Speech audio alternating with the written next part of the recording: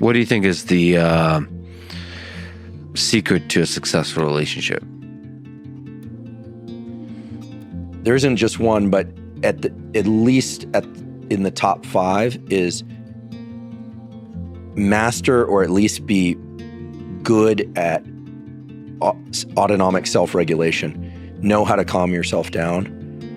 Don't expect looking to anything external to soothe yourself it puts you in a terrible position to be a caretaker of yourself and other people, right? So learn how to self-soothe, right? Learn how to calm your mind, steady your actions, steady your voice. There are tools to do that. We talk about on the podcast, but elsewhere, have that in place. I also think that if your main focus is on, you want to have good boundaries, et cetera, but on tending to the relationship, doing a little bit more than you think you ought to do. If everyone does that, it goes great. I mean, I'm sometimes so positively struck by how supported I feel,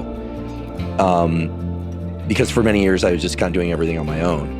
So any little thing, I'm like, oh my goodness, this feels huge. And also I think the dynamics have to be right. Let's be really honest. This is a little bit of a tricky topic, but there is a power dynamic in relationships. Sometimes, not all, but in some relationships, it works much better if one person leads and the other person follows. In other relationships, it's more mutuality, works best. People need to know what they need. And so knowing what you need and what you crave is really important. And then once you do that, you can create the relationship you want. I've seen that over and over again. And people are different. But I think that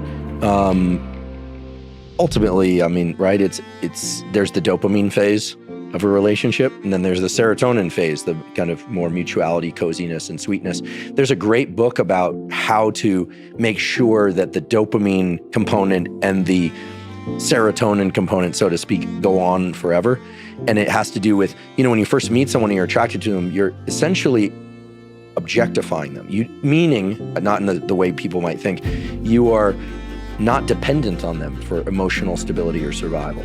As you get close with somebody, you really come to depend on them, and then you tend to objectify them less. And so this book, the name is kind of corny, but it's written by an analyst again. It's called Can Love Last? And it's a book about how really good, strong relationships are the consequence of people constantly moving through this dependency objectification dynamic.